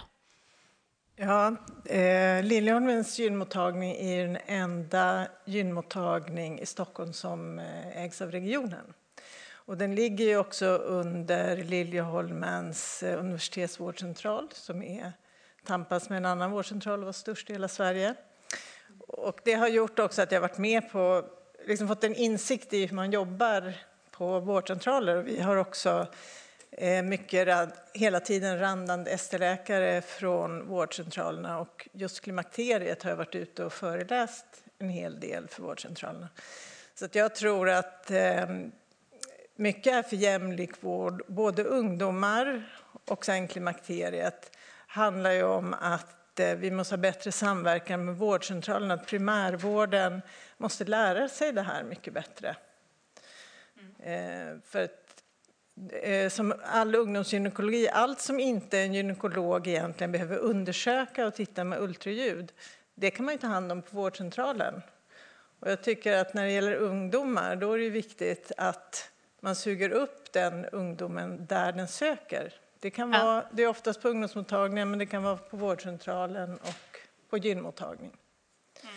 Och jag tänkte på det när vi såg de här bilderna om det socioekonomiska och var man bor i Stockholm har stor betydelse om man får behandling eller inte. Det tror jag beror på att de högutbildade och i de här kommunerna som Lidingö och Östermalm, man får klimakteriebehandling om man själv förstår att man har klimakteriebesvär och söker gynekolog för klimakteriebesvär. Om man är i 50-årsåldern, 45, och har de här besvären och bara mår dåligt och söker till vårdcentralen, då blir man inte uppfångad som klimakteriebesvär. Det tror jag kanske är den största skillnaden. För här också, som vi visar, Skärholmen. Skärholmen är ju faktiskt en av de få utsatta områden som har en jättestor gynmottagning. Ja. Och det är därför jag tänker att det måste ju vara där det ligger. Liksom, att patienten måste själv veta att han har klimakteriebesvär och söka för det för att få behandling. Alltså, du tänkte att du såg på de här staplarna. Var hamnade Skärholmen där? Nu kommer jag inte exakt. Den hamnar ju längst bort. Där i den lägre skalan. Och de har faktiskt en väldigt stor gynmottagning. Ja. Så det finns onekligen flera skäl till att det men det är okunskap hos patienten. Men patienten ska ju kunna söka vilken vårdgivare som helst och få hjälp för sina besvär. Inte veta själv vad man har för diagnos. Och då har vi pratat om okunskap hos patienten, men du liksom gled lite förbi att du också är ute då och utbildar på vårdcentralen. Det finns vårdcentraler som själva säger då vi vill veta mer. Ja, och det tror jag är en jättegrej. Det är det som är vägen vi ska gå. Ute i landet är det ju bättre, men i Stockholm så har det ju blivit att man liksom... När jag har pratat med primärvårdsläkare så säger men vi har så mycket att göra, vi kan inte ta det här dessutom. Vadå dessutom? Så att det måste, de fångar inte, de säger de här patienterna kommer inte till oss, det gör de ju visst. Så att det måste liksom till en massiv utbildningsinsats och att de också tar hand om de patienterna som söker för klimakteriebehandling, för precis som Angelica sa att det här är väldigt, väldigt lätt att behandla. Det är jättelätt att behandla. Så att de måste ju ta hand om den stora bulken för att också fånga upp sen när patienterna inte själva vet vad det är. Jag tycker mig höra att det surrar lite här ute i lokalen. Så nu är det någon som vill fråga eller säga eller... Varsågod. Hörs jag? Ja. Tack så jättemycket till alla som har pratat. Jag heter Lovisa och jag är doktorand vid KI. Så att jag tillhör akademiska skrået, eller i alla fall i begynnelsen av det. Och jag tänker att det är en ganska unik situation. Det är väldigt sällan som akademiker och kanske politiker möts och faktiskt har möjlighet att prata sinsemellan. Och därför vill jag ställa en fråga till er som har pratat. Och det är egentligen vad man helst hade sett att politiken skulle lägga resurser på när det gäller gruppen unga kvinnor, kvinnor mitt i livet och de äldre kvinnorna som har tagits upp här idag. Om man fick välja en så satsning där något konkret kan göras så är jag nyfiken. Så det vill jag gärna höra. Då svarar jag direkt, utbildning till primärvården. Verkligen. Och jag fortsätter här i panelen. Ni får fortsätta vidare. Nej, men jag tänker på den här helheten. Att det förebyggande arbetet är viktigt. Fånga upp innan det blir jättestora problem. Och när man har fått problem ska man få god vård. Men hela den här linjen är jätteviktigt. Det är viktigt att inte glömma någon del. SRHR-frågor hör hemma överallt. Det är en stor del av livet för oss alla människor. Det behöver finnas överallt.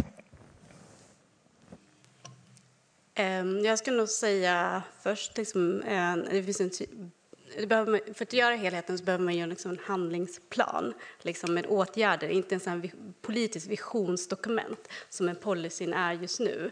Man behöver veta exakt så här, vad vill vi åstadkomma inom 10 år och hur ska vi göra det och vilka behöver vara inblandade, bland annat akademikerna, praktikerna men också civilsamhället.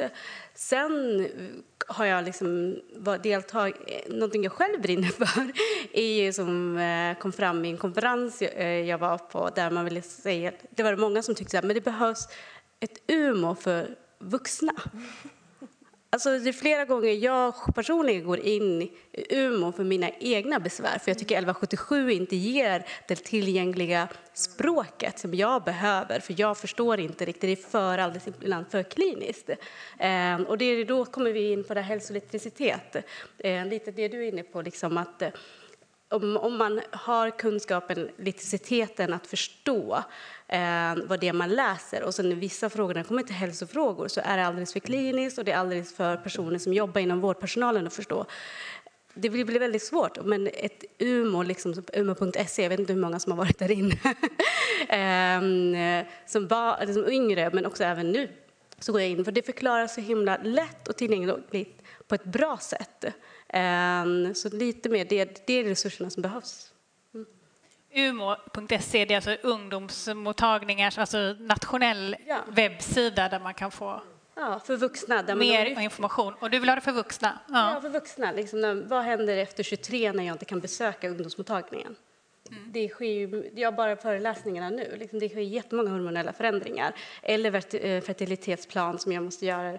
Så umo.se för vuxna liksom, hade varit perfekt. Vad tror ni om det? Vad tror du om det? Behöver vi UMO?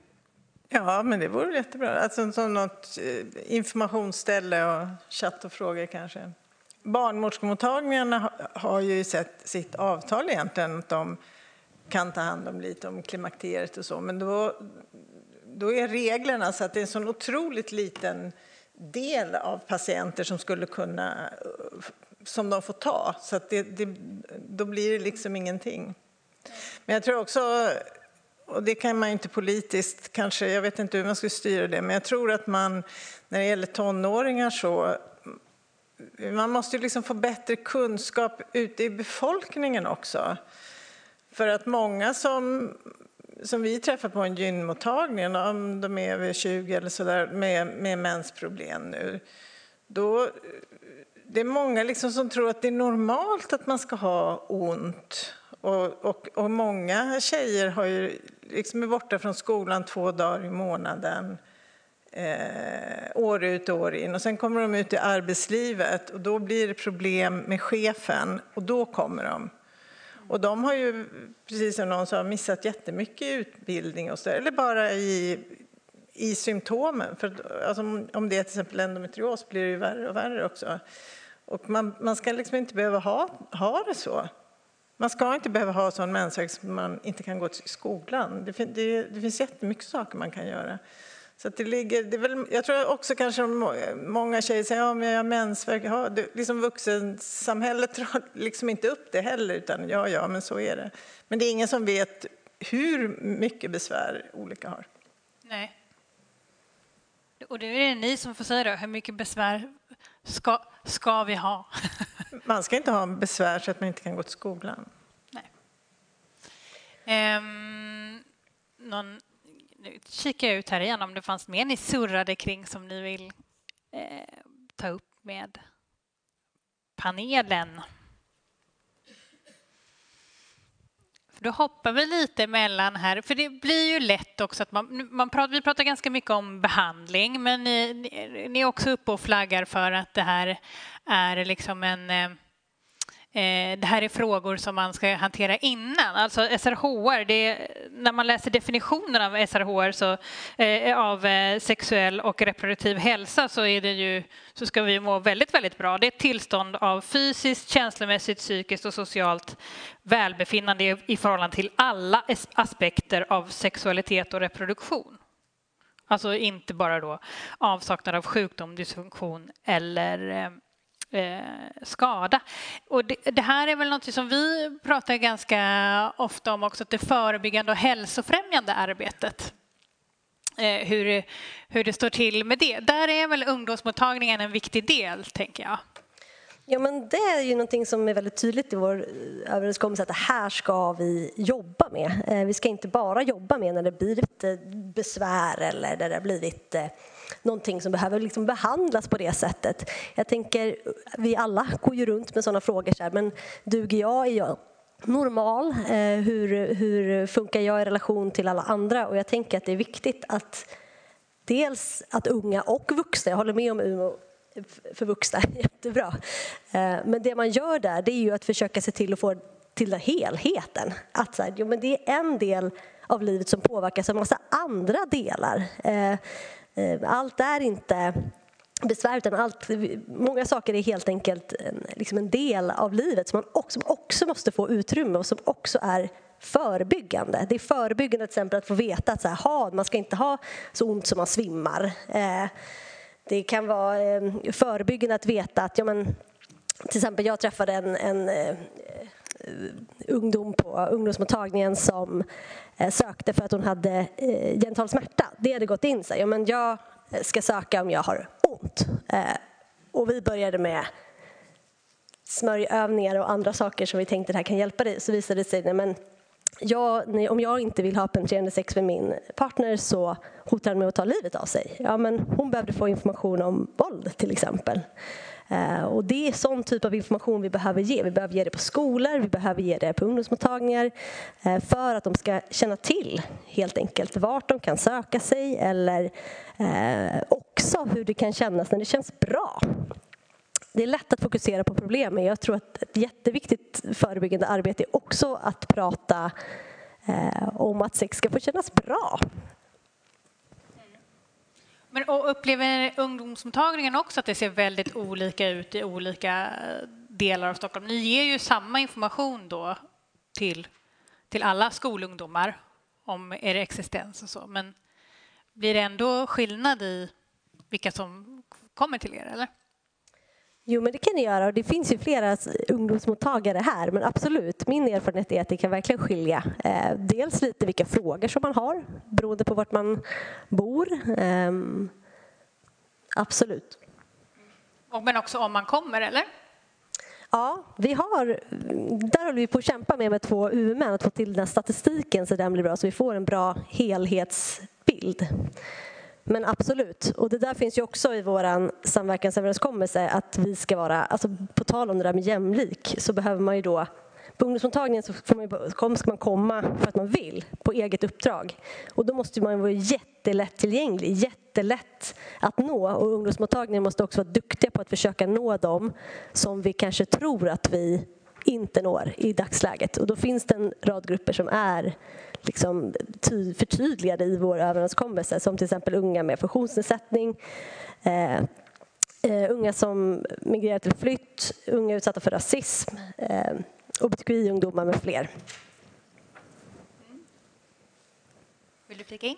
Ja, det finns ju inget motsvarande hälsobefrämjande efter ungdomsåren, efter ungdomsmottagningen.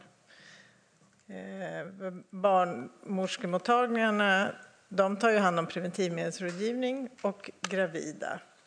Och också provtagningen för att förebygga cervixcancer. Men så där skulle ju kanske finnas någonting att göra där. För att som sagt för den vuxna kvinnan så finns ingenting. För det är väldigt, här i Stockholm är det också väldigt viktigt att öppenvårdsgynekologer, det ska vara specialistmottagning för kvinnor, symptom som man inte kan ta hand om i primärvården. Det är så vårdvalet ser ut. Men det är ju ett stort glapp. Alltså ett glapp mellan primärvård och gynekologisk hälsobefrämjande. Vart ska kvinnor vända sig för att få hälsoinformation eller om de vill kolla upp saker eller sådär. Och också, det blir också ett glapp eftersom man är så noga med att öppenvårdsgynekologer, det ska vara specialistmottagning, det ska inte vara sånt som man kan ta hand om i primärvården. Men primärvården tar ju inte hand om de här sakerna. Så att sitter man och läser avtalen så blir det ju väldigt glapp mellan olika instanser. Alltså primärvården tar de facto inte hand om det, eller? Jag tror det är väldigt... Ska inte, eller uppfattar att man inte... Jo, men det i våra avtal för gynmottagningarna så ska det ju, vi får inte ta hand om saker som man kan ta hand om på barnmorskemottagning eller inom primärvården. På vårdcentralen. Alltså. Ja. Men kunskapen är ju för låg inom primärvården, så där tas de ju inte heller hand om.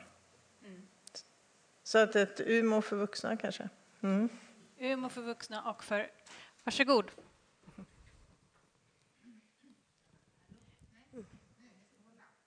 När den lyser så är den på, tror jag. Ta den bredvid, annars kanske kan få hjälp av någon.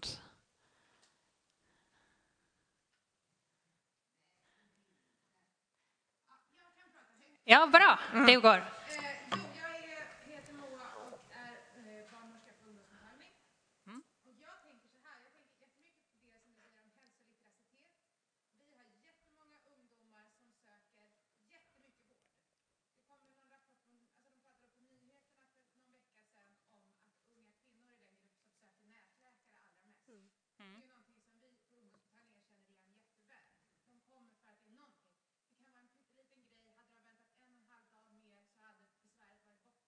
Ja.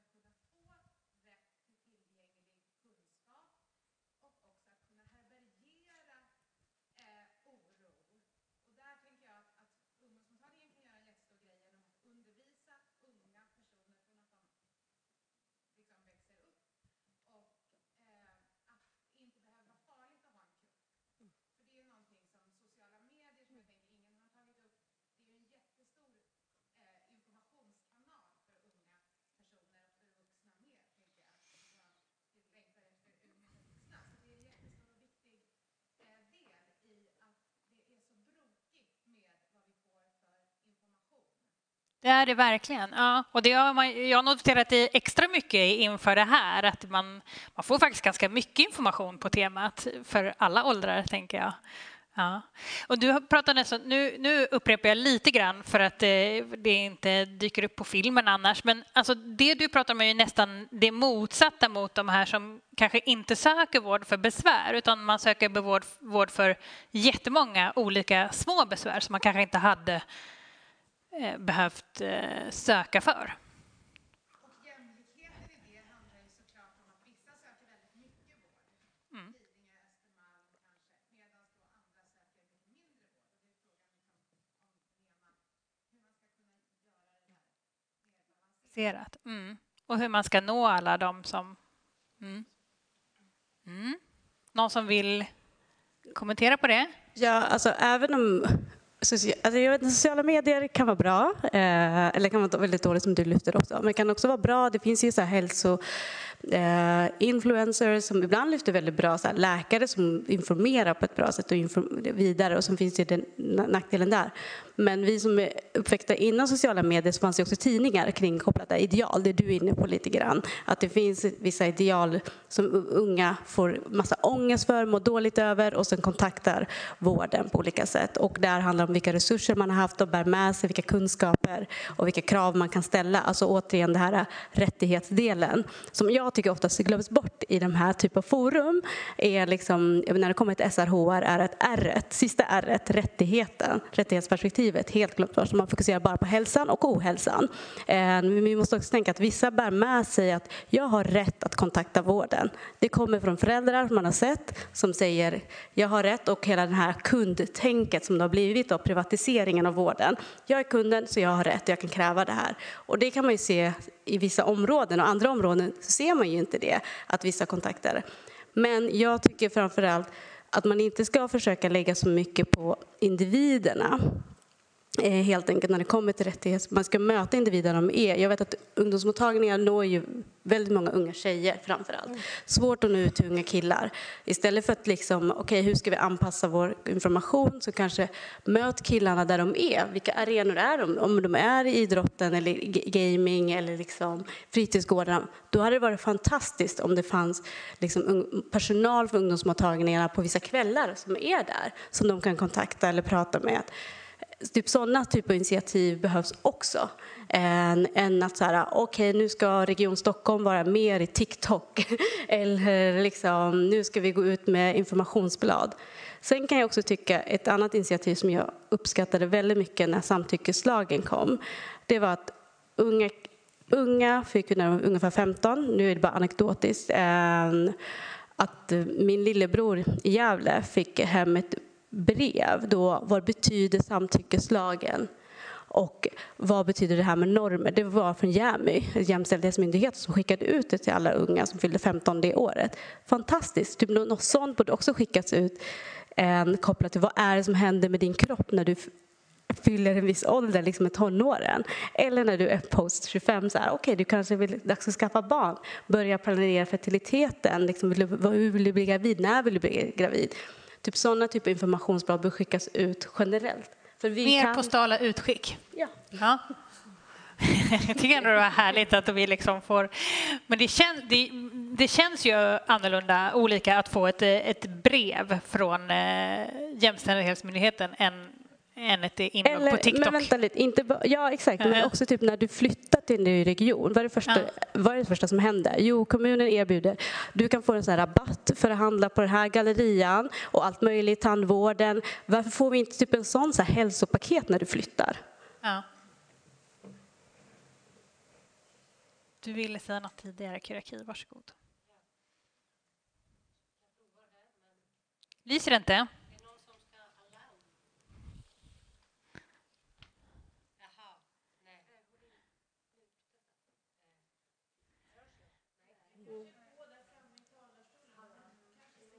Var är det man ska... Här? Så här högt. Nej. Jag bara tänker apropå... Har vi ingen mick? Ja, men du får prata. Ja, kom upp och stå. Så kan vi leta upp handmicken, Victoria.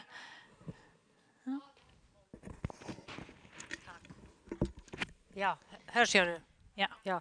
Jag vill bara säga apropå det som ni framför tydligt, Johanna, men ni andra, att det finns en hel del behov vad gäller att höja kunskapen inom primärvården och inom allmänheten. Jag vill bara säga att Region Stockholm verkar reagera i rätt riktning. Kvinnohälsa har uppmärksammats i budgeten och vi på Centrum för epidemiologi och samhällsmedicin, SRH-enheten, har fått ett stort uppdrag som handlar just om att ta fram kompetenshöjande insatser, det vill säga utbildningar riktade till primärvården, hälso- och sjukvårdspersonal och kvinnorna själva. Det finns digitala plattformar inom regionen. Jag vet inte om de är lika bra som en vuxen Umeå, som jag tycker är jättebra idé. Men det finns jobben och så vidare. Så vi jobbar med att ta fram nya utbildningar och nya informationspaket till kvinnor. Jag tänker att vi bara plockar det som en idé, liksom Umeå. Ja, absolut. För vuxna. Ja. Men så det pågår och det tycker vi är en bra reaktion och vi är väldigt glada för det uppdraget. Varsågod, men då får du tillbaka din mikrofon här nu då. Jag kommer från Uppsala och där har vi ju Nationellt centrum för mäns våld mot kvinnor.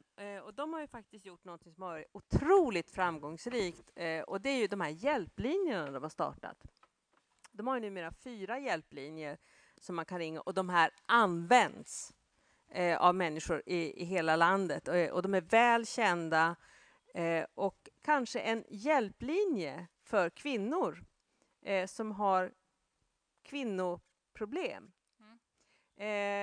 Så jag tänker att 1177 är ju jättebra, men det är kanske en överbelastad funktionalitet som är mer inriktat mot akuta tillstånd och när ska man åka till akuten och när kan man avvakta hemma och var ska man söka, medans NCKs linjer de ger väldigt mycket goda och praktiska råd kring våld i nära relationer. Kanske en hjälplinje. Ja, och vad tänker du att man som kvinna ska få för stöd från?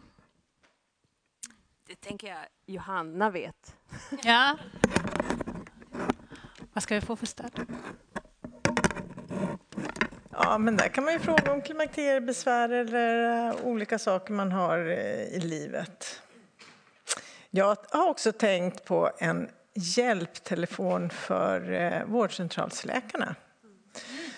För att få dem att liksom starta och ta hand om kvinnor i klimakteriet. Så nu i Stockholm gör de ju inte alls det nästan. Det är säkert någon läkare någonstans som gör det.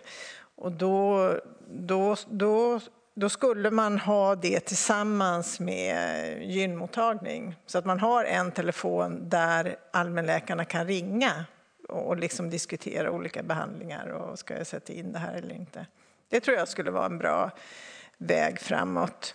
Och nu är det i norra Stockholm är det en vårdcentral där det är en barnmorska som kommer att vara på vårdcentralen och så har de sett ut en allmänläkare som är extra intresserad som ska liksom starta upp det här med stöd av oss då eftersom vi är den gynmottagningen som är knuten till regionen. Så det tror jag är ett bra sätt att liksom gå framåt med just klimakteriebehandling.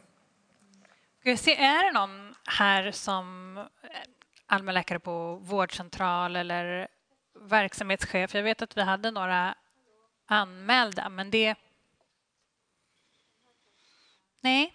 Får jag kommentera det? Ja, det får du jättegärna göra. Jag tänkte bara se. Här, var det någon? Här, varsågod. Får jag höra? Alltså, nu har ni hört det några gånger. Alltså att man behöver hotline och utbildning. Det vore jättefint att höra från vårdcentral vad ni tänker. Ja, nu ska vi svara för alla. Ja, men ni får svara för er. Det räcker faktiskt. Ja.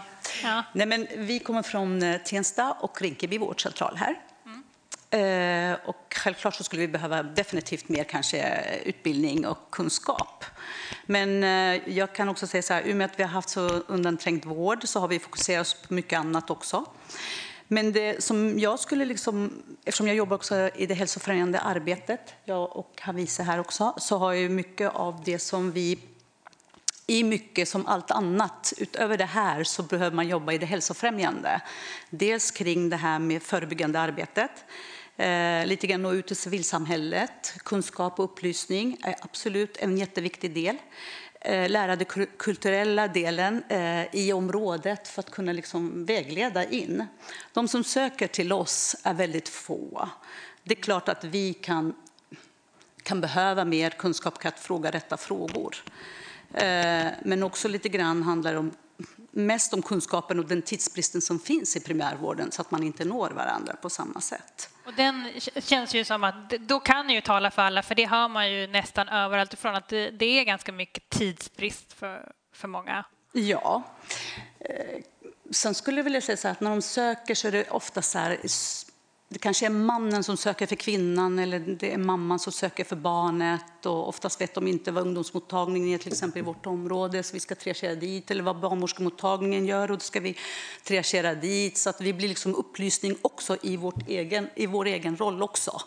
Ja. Så att det blir liksom lite svårt och de är inte många som söker på det sättet och så dessutom som tanken på att det växer fler vårdcentraler överlag i området så alla bär på en liten del. Så alla gör det lilla. Så det är klart, då blir det här glappet som ni pratar om. Men det finns absolut mycket som vi kan se i vårt bemötande. Men jag tänker lite mer så här, det är lite tabu också i vårt område att prata om sådana här ämnen också. Ja. Så jag tror vi kanske ska bli bättre på att fråga och fånga upp dem här som ni sa, men det är svårt. Ja. De söker ju inte det. Nej. Och när vi hade ungdomsmottagningen i Tensta, då kanske man kunde bara slinka igenom där om man hade någon fråga som ung och när man liksom fick den hjälp man behövde. Nu har vi ju inte det, så vi ser ännu mindre av det. Det kan jag prata för. Men sen också lite grann de här kulturella delen kring flickors sexualitet och sådär. Alltså att det blir inte på den nivån. Och samma sak om det är en man som bokar tiden och liksom ska vara med på rummet eller har lite åsikter och synpunkter hur det ska vara på ett visst sätt. Så vi blir liksom lite grann mångfacetterat. Ja. Kultur, inställning och också om man överhuvudtaget känner till hur vårdsystemet funkar. Som är ganska svårt i Stockholm. Mycket. Men de söker ju för UIer såklart, urininkontinens, den delen når de via distriktssköterskorna så det blir ju liksom på ett annat sätt och det är klart att det finns lite delar där som man skulle kunna bygga på. Och tidsbristen är ju kanske en del av det, men ja. Men ja. Men bodde ni ihop med ungdomsmottagningen tidigare? Nej, eller det var ganska närliggande. Ganska närliggande? Ja, det var liksom kanske 100 meter ifrån oss. Men ni pratade med varandra och nu pratar ni mindre? Nu är vi inte på samma.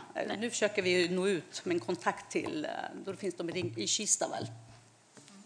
Så den delen, men jag tänker om man tänker lite mer kvinnor i sig, inte ungdomar då kanske liksom den delen är lite svårare, för det är liksom språket, det krävs tolk, det är man med kunskap kring vem är vad i olika delar, och när de söker så söker de kanske, ja precis så, de kommer inte med diagnoser men de har ont över hela kroppen och det är, liksom, det är svårt att liksom, veta vilken del.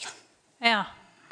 Ja. Och komma underfund med att den delen också ska vi liksom hålla koll på. Liksom, eller fråga efter. Ja, det är en av många möjliga frågor att ställa. Och så här är det ju allt annat också. Jag menar, även vid ätstörningar. Det finns ju liksom vaccinationstäckningen är låg hos oss. Ni ser ju när ni visar siffror. Det är alltid längst ut. Liksom.